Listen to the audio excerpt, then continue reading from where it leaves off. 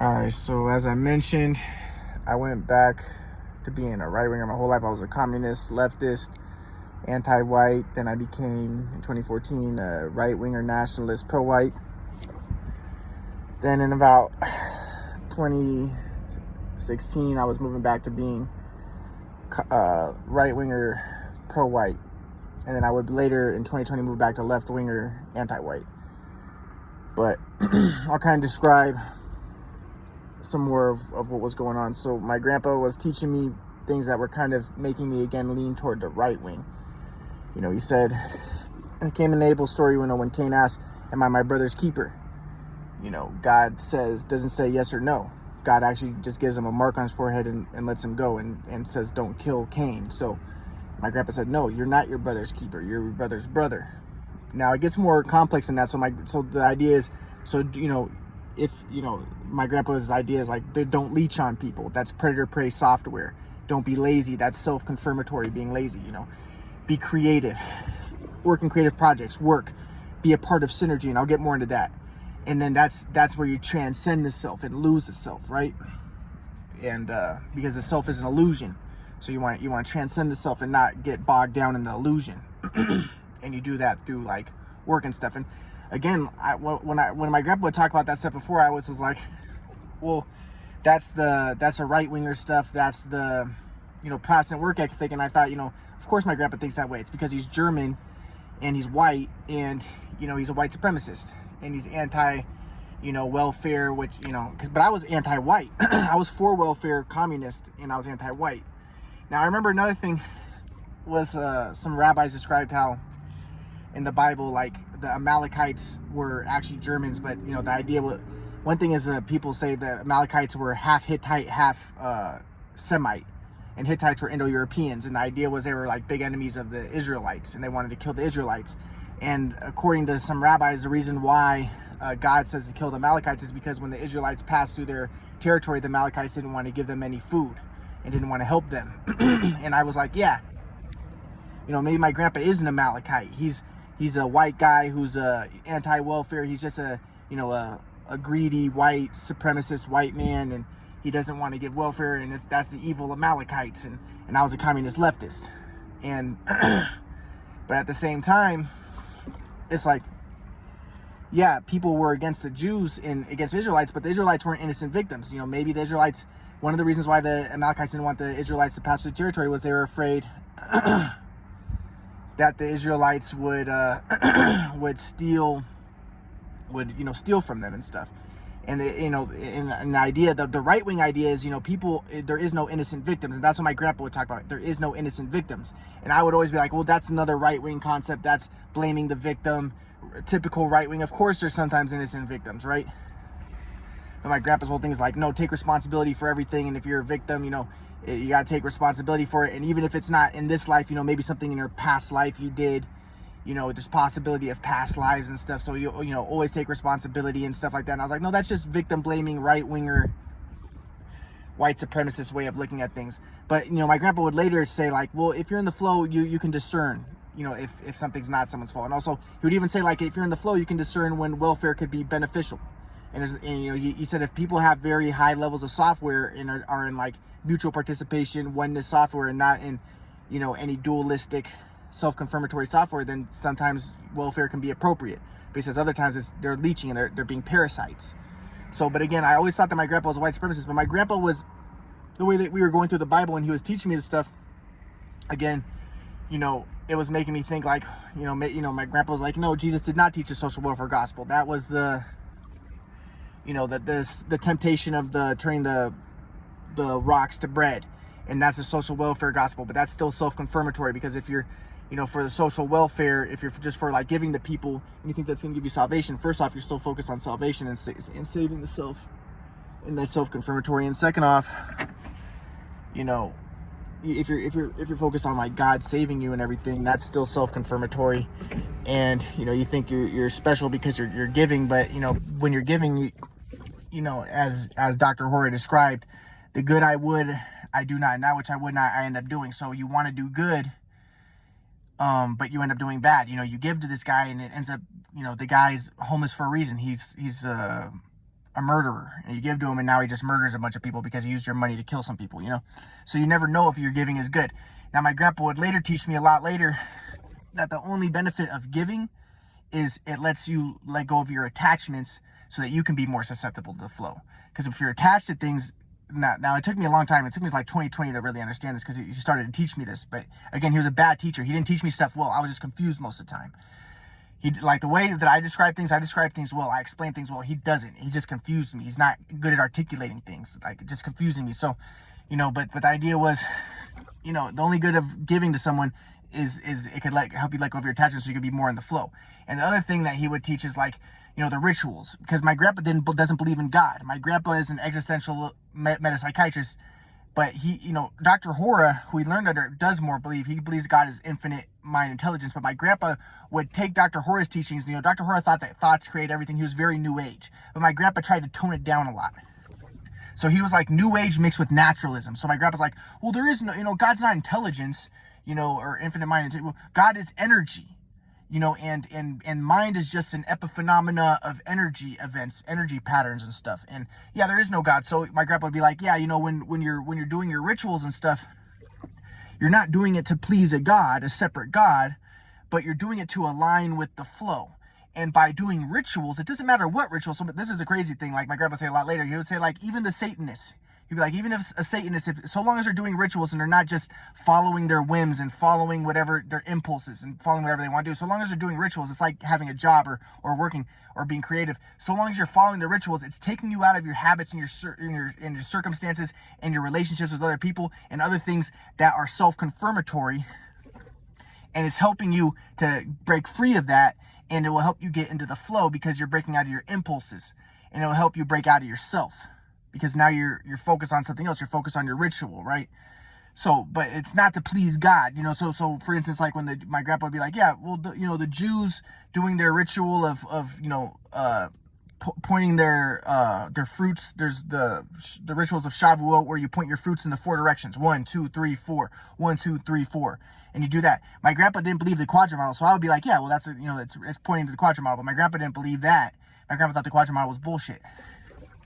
He didn't understand that, and so he wasn't, in my opinion, he wasn't susceptible to the flow. He didn't understand the truth. But my grandpa would be like, no, it's not because there's a separate God that you're trying to appease by doing that. It's by doing these rituals, you're breaking out of yourself and you're helping yourself align to the flow. Now, as I said too, my grandpa was very, but that's why I was kind of moving back and forth to being a leftist, because I liked the rationalist way of looking at things because it was anti-God, and I saw God and religion and spirituality as white supremacist, you know, and maintaining the status quo and stuff. And I always saw spiritual people as white supremacists. But my grandpa would be like, no, you know, there is no devil. The devil is dualistic software. You know, devil means double, and it's the illusion that there's a self and another.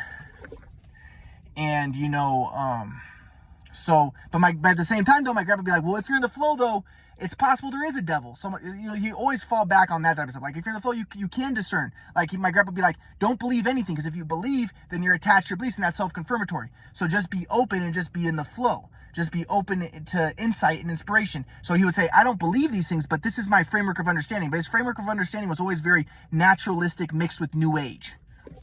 So he'd be like, no, it's not, there is no devil. It's just, you know, but at the same time, you know, it's just that the devil is dualistic software. But at the same time, my grandpa would be like, but it's also possible that there is demons. So like one time I asked him, so what do you think, grandpa? You know, there's this one guy, I read a book, and there was this one guy who said something like, you know, if I don't make this shot, then my daughter will die. And he made the shot, right? Playing basketball or whatever. And I was like, what do you think of that, grandpa? And he was like, or no, he said that my daughter will be haunted by demons or something. I was like, is it possible that you can make your daughter haunted by demons if you miss that shot and you make that, you know, and you swear that oath or whatever, like that guy did? And my grandpa was like, well, you know, it's not so much about the demons. That's superstitious and that's magical thinking, because my grandpa's always trying to be very rational mixed with new age. But he's like, but it could represent a dualistic software, like a predator-prey software, and self-confirmatory, you know, and, you know, so the person still has a narrow, restricted consciousness, and he's not in the flow. But then my grandpa also said, though, but at the same time, like, I'm not going to deny that there's possibly demons and stuff. There's dimensions of reality we're not aware of. But, you know, I don't operate under that framework of understanding. my framework is more that, the devil or demons is dualistic software, and everything is energy. God is energy. And it's just the illusion, everything is one. And the devil is just the illusion that there are separate things and there is no thing, stuff like that. Or, angels are really just inspiration, stuff like, kind of like Christian Science way of looking at things. Very new age, also mixed with naturalism.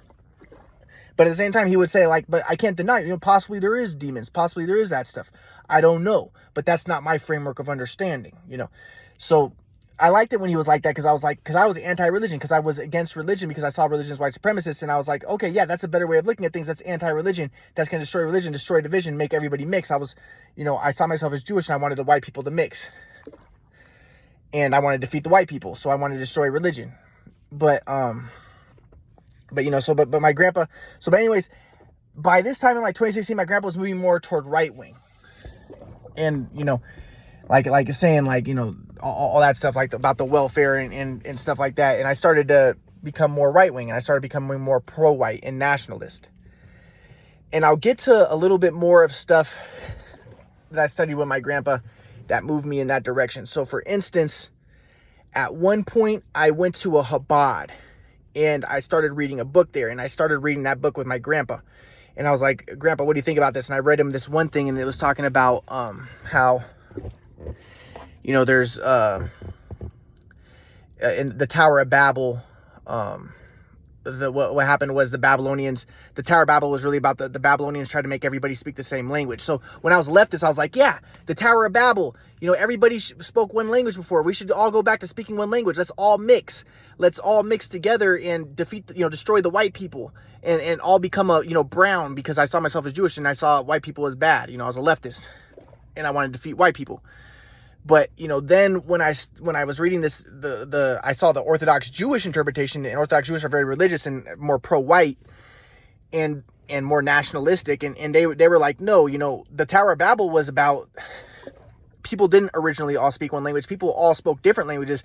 But in the Tower of Babel, the Babylonians tried to make everybody speak one language. They tried to force everybody to speak one language. So it was like a race mixing agenda, like an imperialistic race mixing agenda. And the idea was, then it failed because, according to the Orthodox Jews, we shouldn't all speak one language. We should allow for diversity, and we should allow for people to have their own language and their own ethnic tribes, and we shouldn't all try to mix. So, I read that to my grandpa, and I was like, this is just white supremacist stuff, right, Grandpa?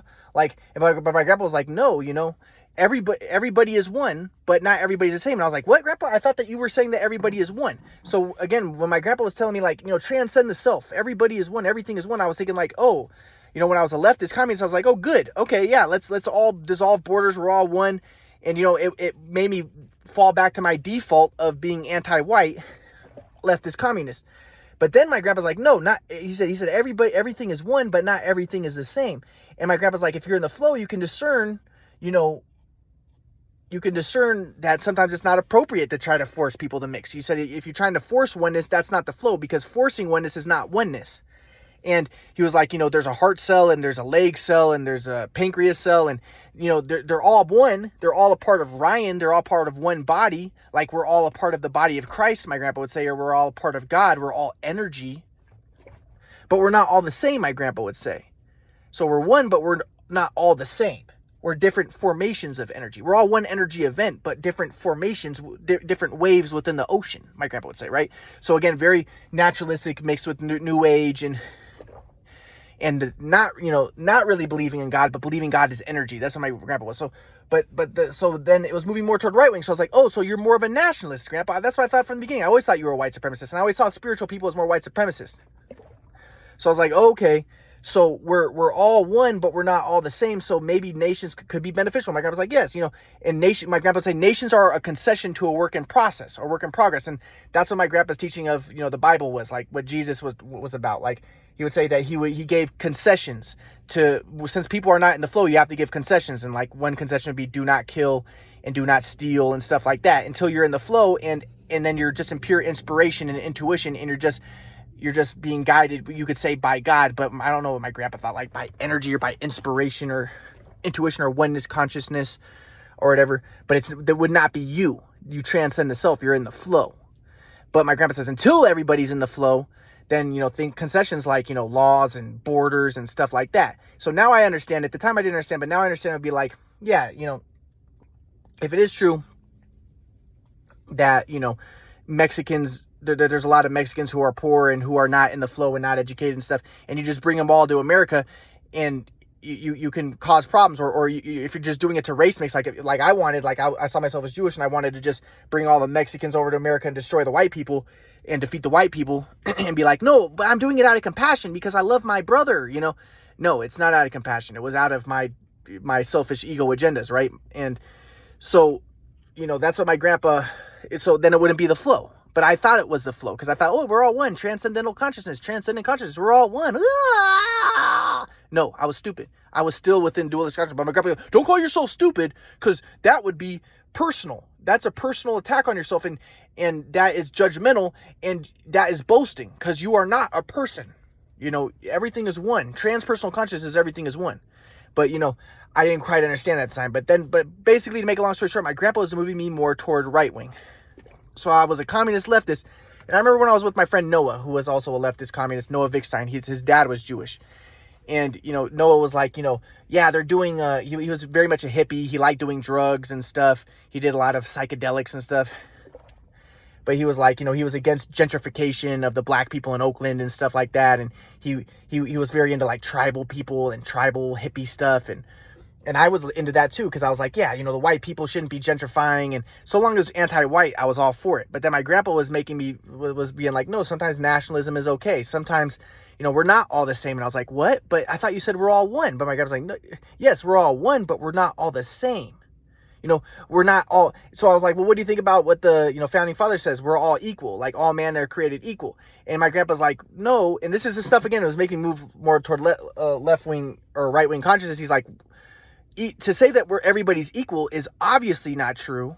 But my grandpa's like, so to say we're equal is superior, inferior, equal consciousness. And that's still self-confirmatory, because you're either saying like, oh, we're all equal, but you're still focused on the self, or, oh no, I'm superior, but you're still focused on the self, or no, I'm inferior. And some people get a sense of superiority by being inferior, right? Like I remember one time I asked my grandpa, there was this guy who was like, he claimed he was a virgin. He was like an old guy at a Jewish, like a messianic place. And he was like, yes, I've never had sex before. And I was like, what do you think about him saying that? My grandpa was like, well, it could be superior, inferior, dualistic software, but he thinks he's superior by not having sex. So it's still dualistic. He's still within the self. He still hasn't transcended the self. It's still not salvation, the flow. But regardless, my grandpa's like, no, we're not all equal, because to say I'm equal would still be focused on the self. But my grandpa would be like, no, if you're in the flow, you're not focused on the self. You're just going all out. You lose the self. You're involved in creative projects. You just do the best you can.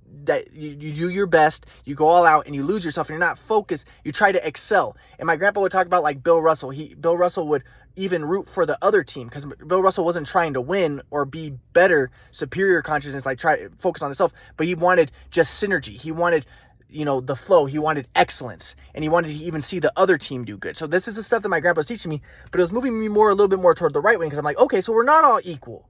The leftists were like, let's make everybody equal. That's what I wanted to do before, because I was anti-white and I wanted to mix the white people. But I'm like, okay, so we're not all equal. But, and I was always like, no, gender is a social construction. Race is a social construction. And like, because I wanted to mix the white people. And like, no, women can do just as much as men can do. It's just the cultural stuff.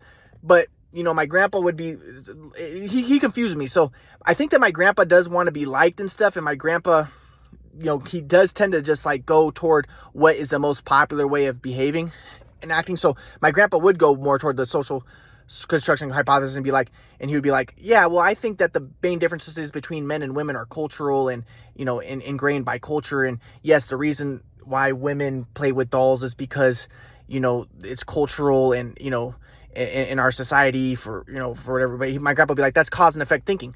All that matters is, how hard you work. You just work hard. And so my grandpa's like a human potential guy. He's not really care about the truth. He cares about human potential. Like, just work hard. Just go all out, just be in the eternal moment, but basically, he's confusing me, but he's taught me that much later, 2019, and I'll get to that. And that's when I started moving back to being a leftist again. But I'll go back to 2016 when I was going right wing. So my grandpa's like, no, we're not all equal. So I'm like, okay, we're not all equal. So I'm moving more toward right wing. and I became a right winger again and pro white. So I'll get more into this later.